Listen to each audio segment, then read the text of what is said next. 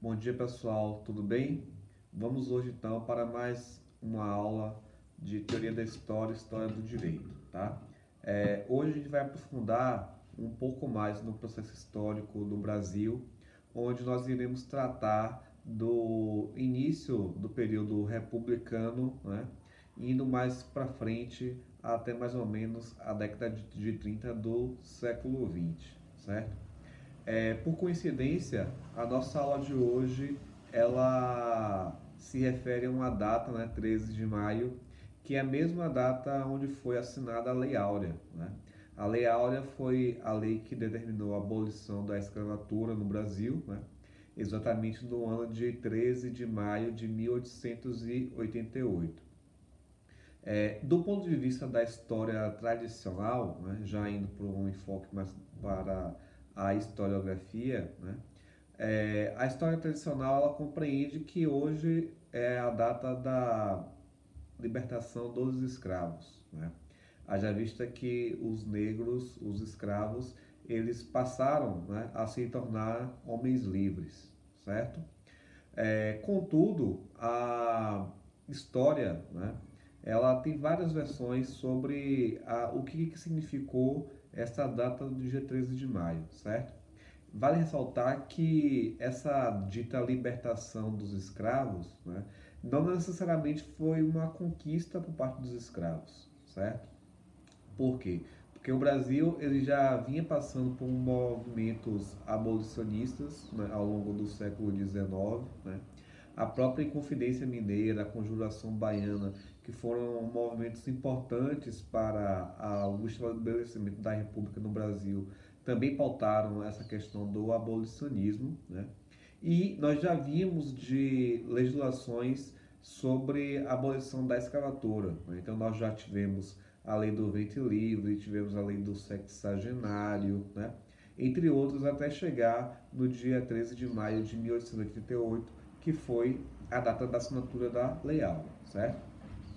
Acontece o seguinte, né? De um lado, obviamente, né, o direito à liberdade, né, desses escravos, ela é uma conquista importante, né, acerca do direito dessas pessoas por conta da liberdade, né, propriamente dita enquanto seres humanos, né, já pegando a questão da dignidade da pessoa humana.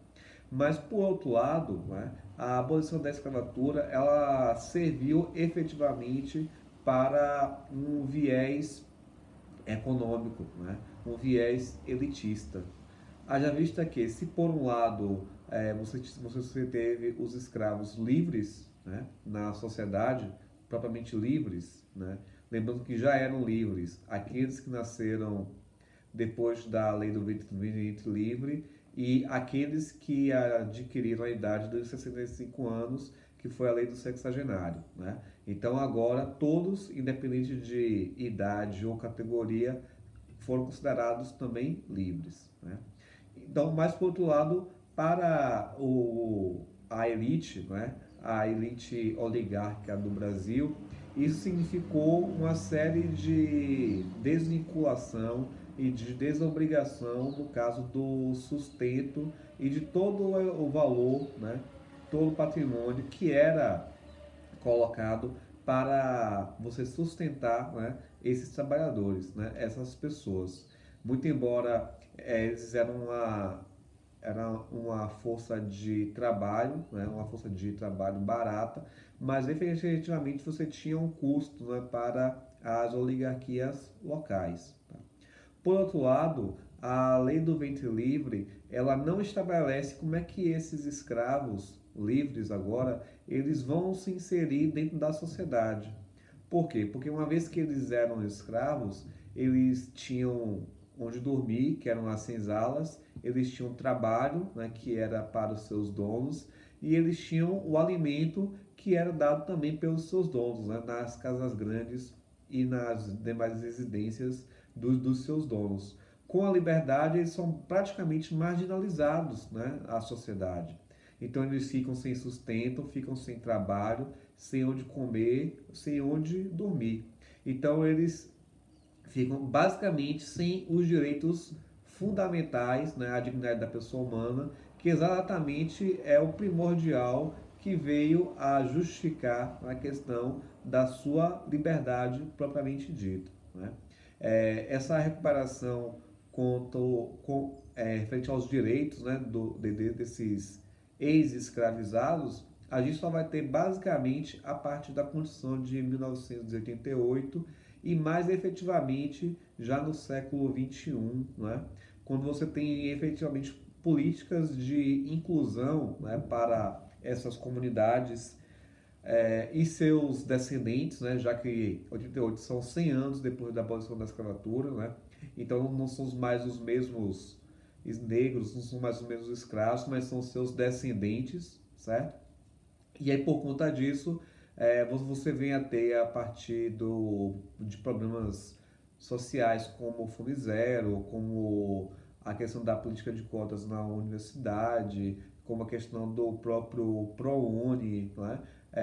Políticas de formação e de educação do trabalhador, né? Curso de treinamento, enfim. Né? Então, essas questões a gente verifica muito mais no século XXI do que foram colocadas no século XIX com a abolição da escravatura, né, lá em 1888. Então existe essa crítica, né, por parte da historiografia, dizendo que embora fosse um ato de libertação desses escravos, mas ela não foi acompanhada de uma legislação que veio a gerar uma inclusão social, certo?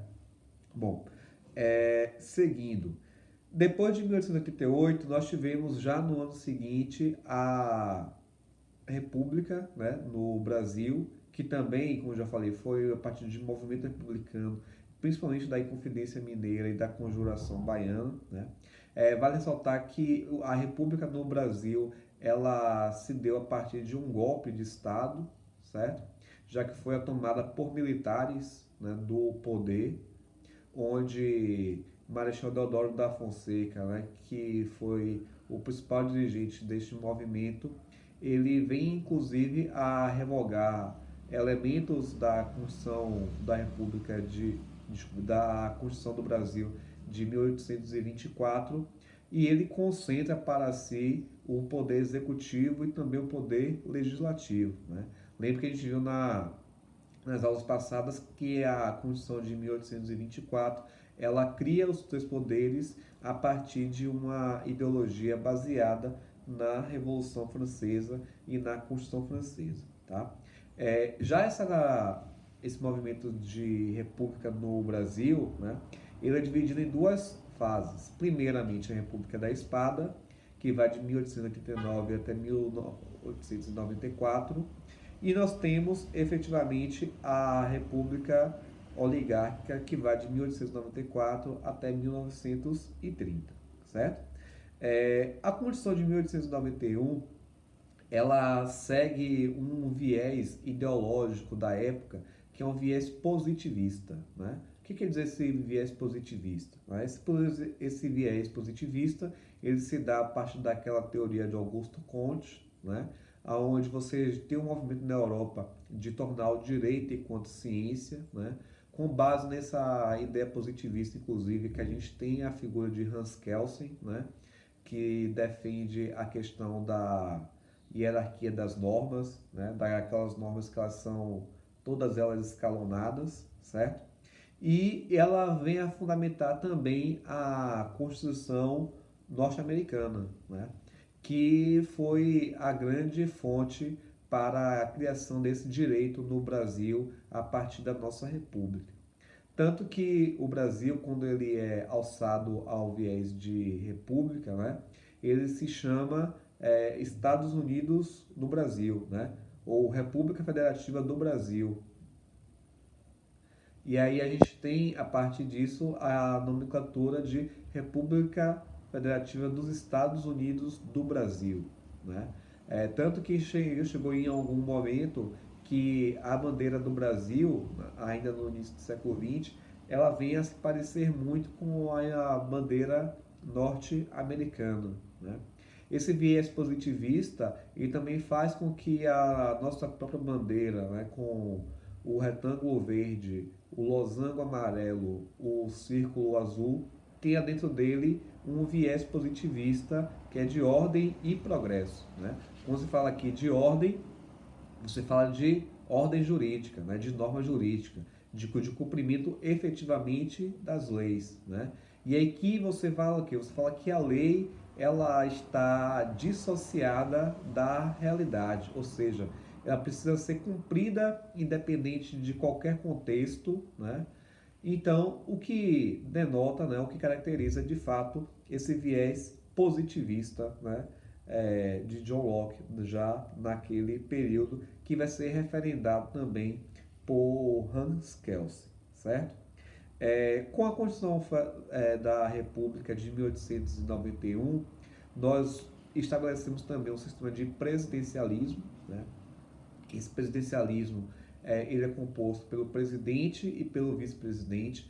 Lembrando que existia já aqui a eleição por parte deles, né? Então você tinha uma eleição dissociada, então você tinha eleição para presidente, tinha eleição para vice-presidente, tínhamos ainda eleições para deputados e para senadores, certo? Com a Constituição de 1891, você tem o fim do voto censitário, que era aquele voto apenas das pessoas com maiores condições econômicas, né, que a gente já viu isso lá na Constituição de 1824, certo? Então aqui o voto ele é masculino e para homens acima de 21 anos, certo?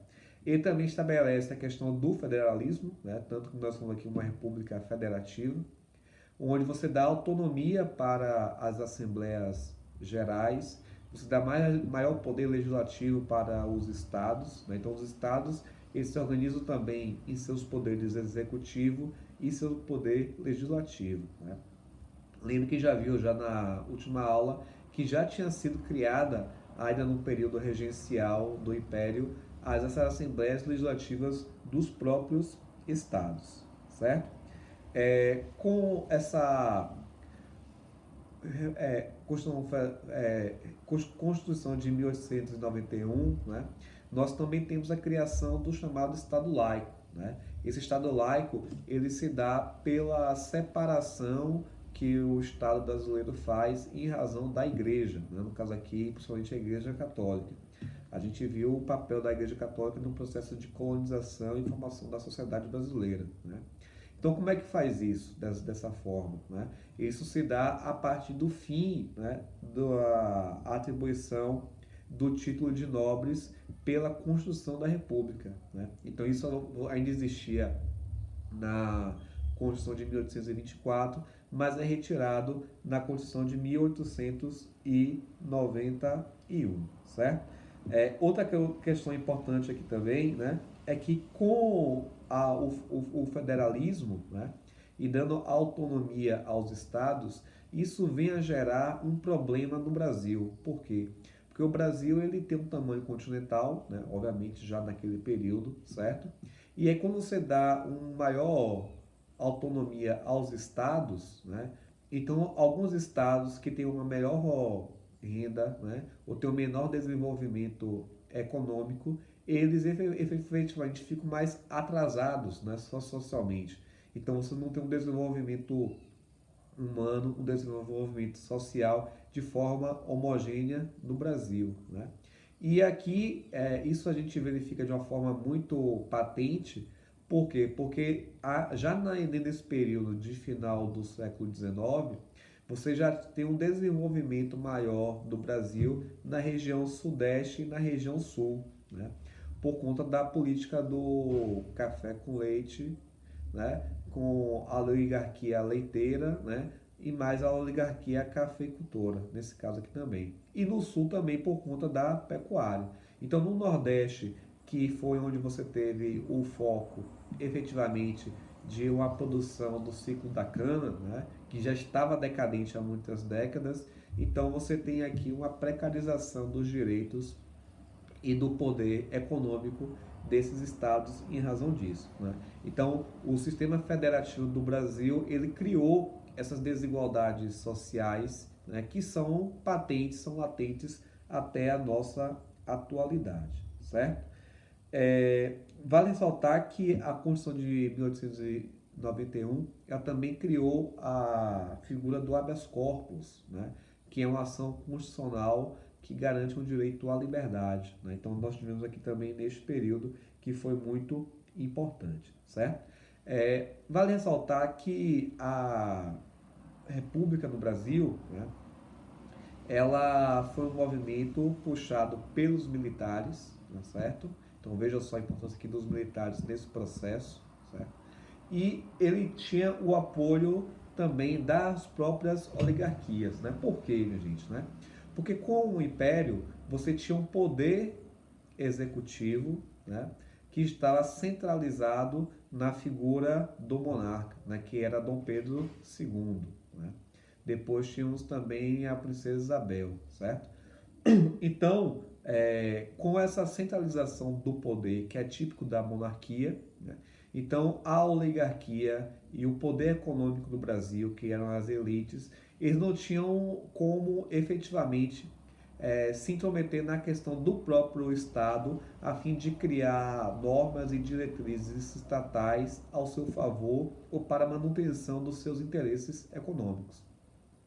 Então, com base nesse movimento, né, das oligarquias, né, das elites, além, né, de uma predisposição do próprio exército, né, é que nós tivemos então o golpe de 1889 com o estabelecimento da República no Brasil, né? Então veja que é uma aliança, inclusive, né, aqui, né, militares e a oligarquia, que você pode fazer um paralelo com os tempos atuais, né? Onde o atual governo ele também se elege em razão, né, de um poder ou de uma estrutura que ela está alavancada hoje, né, no agronegócio e também dos militares, né? Então tem como se fazer um paralelo entre um momento e outro também, certo? Vale ressaltar que a Constituição de 1891, né, ela também, posteriormente a ela, nós tivemos questões importantes, né, como, por exemplo, a criação do hino nacional, tal qual ele é hoje, também aconteceu nesse período, né? E você já tinha efetivamente uma dualidade de poder que era entre os centralistas e os federalistas, né? Os centralistas, que eram os militares e as oligarquias, eles defendiam um poder do Brasil centralizado, né? Ou seja, um poder onde você tinha uma concentração dele na figura da União, né? Da República.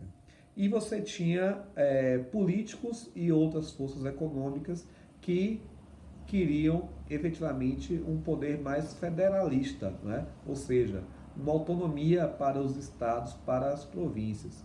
Principalmente a gente, por quê? Porque naquele período a gente já vivia a política dos coronéis, né? Onde você também tinha um poder econômico que ele era local, ou que ele era regional. Então, se você tivesse uma estrutura de república, né? Um sistema centralizado desse poder republicano no Rio de Janeiro, né? Que era a capital do Brasil, você perdia o poder econômico, né, e o poder de intervenção nos estados e nas pequenas regiões que você tinha no país, né? Então, a descentralização do poder, o sistema federativo, como a gente tem hoje, né?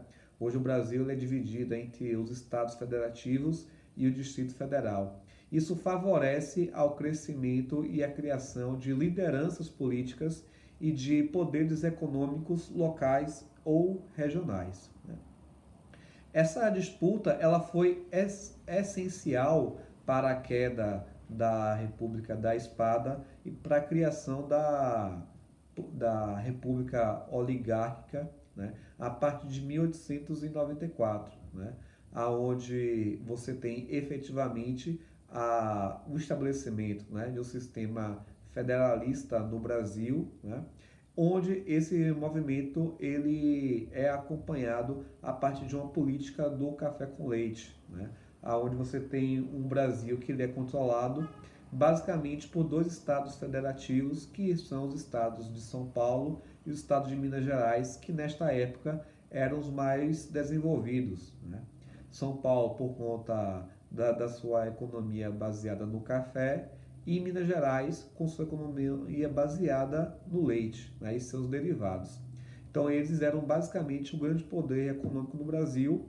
E aí, com a eleição do primeiro presidente civil, né, que foi Prudente de Moraes, você tem a troca, né, ou o rodízio do poder político, né, entre o Partido Republicano Mineiro e o Partido Republicano Paulista no gerenciamento dessa república, que é então a política, né, oligárquica. Isso faz com que você tenha dois efeitos, né? Primeiro, porque você atrasa um processo de industrialização do Brasil, né?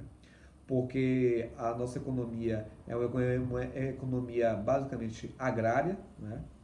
Então, Minas Gerais, o leite, né? Com a questão da pecuária leiteira. E você tinha também em São Paulo, baseado no cultivo do café, né? Então, você não tinha aqui um interesse político e econômico para a industrialização do Brasil, né? Por conta disso, da própria urbanização do Brasil, né? Então, isso acompanhado também de uma outra questão, que é o quê? Né? Com a saída da família real do Brasil, o Brasil ele passa por um processo de endividamento muito grande, principalmente pelos Estados Unidos e pela Inglaterra, que foram os grandes financeiros, né, para esse movimento golpista que nós tivemos no final do século XIX. Né? Então isso também trava o processo de industrialização do Brasil. Então você tem um país aqui que ele se torna rural, né, por conta dos interesses oligárquicos, tanto de Minas Gerais quanto de São Paulo, e você tem um Brasil que ele se torna também atrasado, né, e muito pobre socialmente e economicamente nas outras regiões, principalmente no norte e nordeste, né, aonde você tem estados que não têm condições econômicas e políticas para competir com o Rio de Janeiro, Minas Gerais e São Paulo acerca do poderio econômico. Né? Isso nós tivemos até 1930, né, quando nós tivemos então a revolução, aonde você tem a derrocada desse sistema oligárquico, certo? Vale ressaltar que como o processo aqui de eleição ele é uma eleição direta, né, a partir de homens com mais de 21 anos, os grandes eleitores, quem eram? Né? Os grandes eleitores eram, na verdade, os trabalhadores dessas fazendas decorrentes dessa elite, né? As fazendas dessas oligarquias. Né?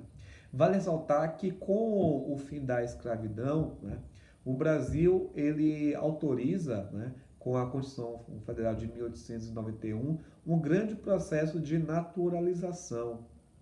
Por quê? Porque nós tivemos a substituição de uma força de trabalho escrava por uma força de trabalho assalariada, onde esses assalariados, na verdade, eram colonos, né, que vieram de outros países, alemães, italianos, tchecos, espanhóis, até mesmo portugueses.